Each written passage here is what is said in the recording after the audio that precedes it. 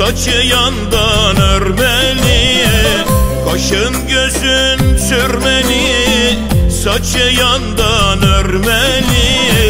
Bir yolunu bulup da kız seni istemeli. Kız söyle ne diyorsun, çoktan naz ediyorsun. Delikanlı adamım, sen bunu biliyorsun. Bahar sana, yaz bana, davul sana, saz bana. Dünyalar senin olsun da sınarcıklı kız bana.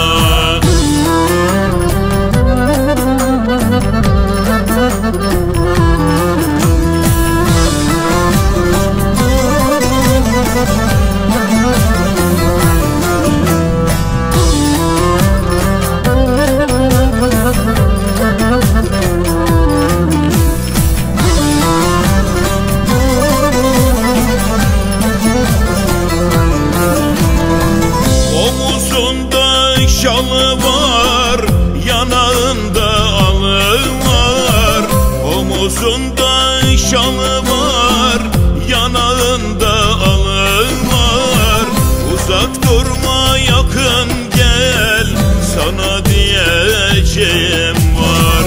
Baharı var, yazı var, davul var, sazı var.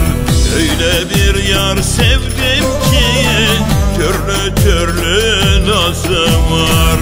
Bahar sana, yaz bana, davul sana, saz bana.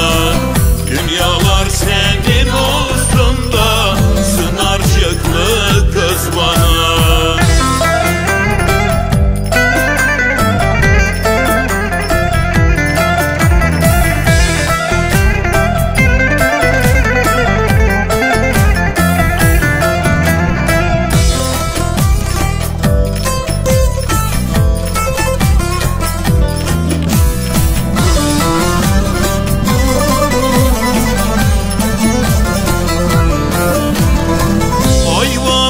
Sarardı gel, geceler karardı gel.